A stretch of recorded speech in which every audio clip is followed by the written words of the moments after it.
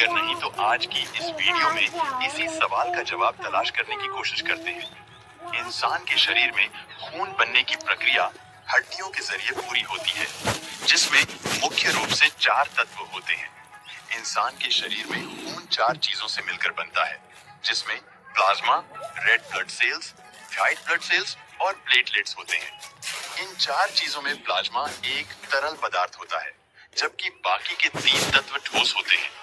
हमारे खून में 55% plasma, 41% red blood cells, 4% white blood cells और 1% प्लेटलेट्स होते हैं, जो इंसानी शरीर को जीवित रखने में अहम भूमिका निभाते हैं। हमारे खून में प्लाज्मा मुख्य रूप से पानी से मिलकर बना होता है, जिसमें 90% पानी होता है और इसका 10% हिस्सा प्रोटीन और विभिन्न इलेक्ट्रॉन से मिलकर बना होता है। भले ही हमारे खून का रंग लाल होता है, जबकि उसमें प्लाज्मा पीले रंग का होता है, क्योंकि प्लाज्मा एक तरल तत्व होता है। इसलिए इसका मुख्य काम प्लेटलेट्स, व्हाइट और रेड ब्लड सेल्स को गति प्रदान करना होता है।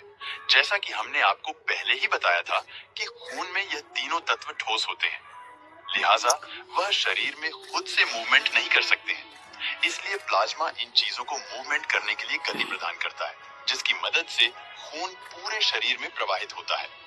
वहीं इंसान के शरीर में रेड ब्लड सेल्स यानी आरबीसी की संख्या 55 लाख के आसपास होती है, जो लाल रंग के होते हैं, और इन्हीं ब्लड सेल्स की वजह से इंसान के खून का रंग लाल दिखाई देता है।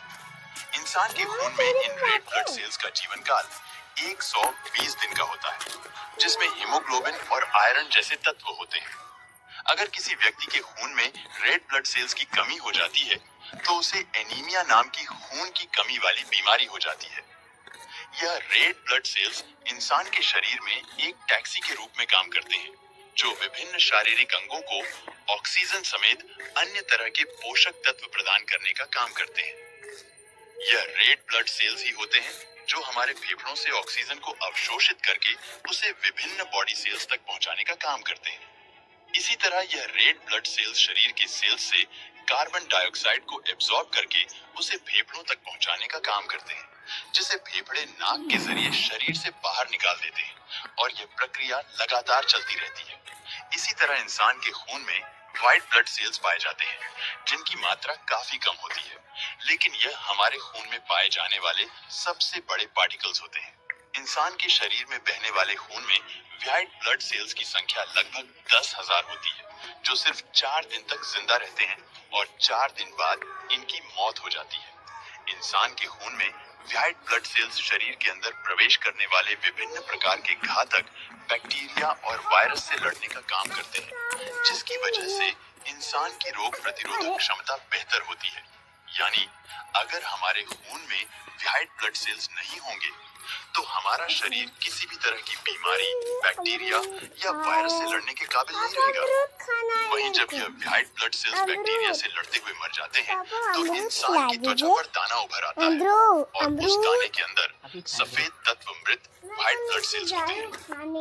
इन व्हाइट ब्लड सेल्स को इंसान के शरीर का सिक्योरिटी गार्ड कहा जाता है, जो बाहर से आने वाले किसी भी प्रकार के वायरस और बैक्टीरिया से लड़ने और शरीर को सुरक्षा देने का काम करते हैं। भले ही व्हाइट ब्लड सेल्स का जीवन काल सिर्फ 4 दिन का होता है, लेकिन इंसान के खून में यह सेल्स लगातार बनते रहते हैं, जिसकी वजह से खून में इन सेल्स की कमी नहीं होती है। वहीं अगर किसी इंसान के खून में व्हाइट ब्लड सेल्स की कमी होती है या फिर उनके निर्मित होने की गति धीमी होती है, तो उस स्थिति में इंसान की रोग प्रतिरोधक क्षमता कम हो जाती है। ऐसे में इंसान बदलते मौसम के दौरान जल्दी बीमार हो जाते हैं, जबकि उन्हें किसी भी तरह का वायरस आसानी से अपनी चपेट में ले सकता है। हालांकि डॉक्टरी सलाह और दवाइयों की मदद से खून में व्हाइट ब्लड सेल्स की मात्रा को बढ़ाया जा सकता है, जो शरीर को बीमारियों से बचाने में अहम भूमिका निभाता है। इसके बाद बारी आती है प्लेटलेट्स की, जिसकी मात्रा खून में सिर्फ 1% ही होती है। हमारे खून में प्लेटलेट्स की संख्या 2 लाख के आसपास होती है, जबकि इनका जीवन काल सिर्फ 7 दिन तक होता है। प्लेटलेट्स की मौजूदगी की वजह से इंसान के शरीर से खून नहीं बहता है, क्योंकि इसका काम खून के बहाव को रोकना होता है। जब कभी इंसान के शरीर पर चोट या कट लग जाता है तो उस जगह से बहुत ज्यादा खून बहने लगता है।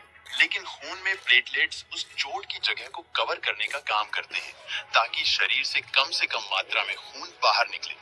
अगर इंसान के खून में प्लेटलेट्स की मौजूदगी नहीं होगी तो छोटी सी चोट लगने पर हमारे शरीर से बहुत ज्यादा मात्रा में खून बह जाएगा और इसकी वजह से इंसान की मौत भी हो सकती है। इसके अलावा प्लेटलेट्स में कुछ खास तरह के प्रोटीन और हार्मोन्स पाए जाते हैं जो इंसान के शरीर को ऊर्जा और ताकत देने का काम करते हैं। ये प्लेटलेट्स शरीर में अंदरूनी ब्लीडिंग को रोकने का भी काम करते हैं, जिसकी वजह से इनकी संख्या में थोड़ी सी कमी आने पर इंसान को भारी थकान और बीमारी का एहसास होता है।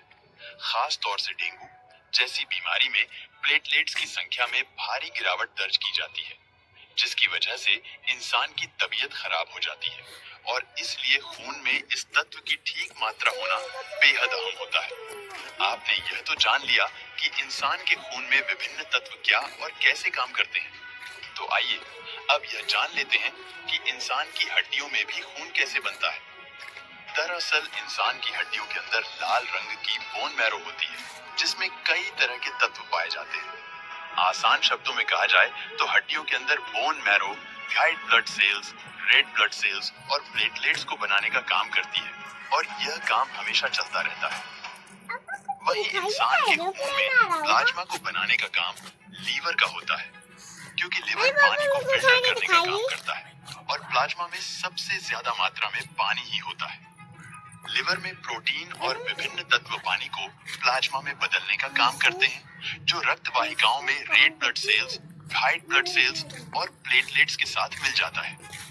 इस तरह प्लाज्मा हड्डियों द्वारा बनाए गए तीनों ठोस तत्वों को रक्त वाहिकाओं में आगे बहने के लिए स्पीड देता है, जबकि यह चारों तत्व आपस में इंसान के शरीर को खून का कभी न रुकने वाला एक नेटवर्क देते हैं।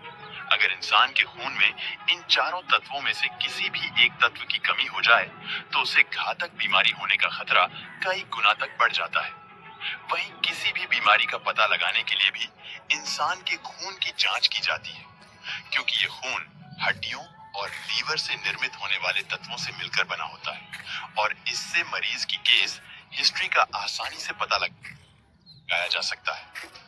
यही वजह है कि डॉक्टर ऐसा खाना और फलों को खाने की सलाह देते हैं जो शरीर में खून की मात्रा को बढ़ाने और उसे बनाने में अहम भूमिका निभाते हैं। अब तो आप समझ ही गए होंगे कि इंसान के शरीर में खून कैसे बनता है।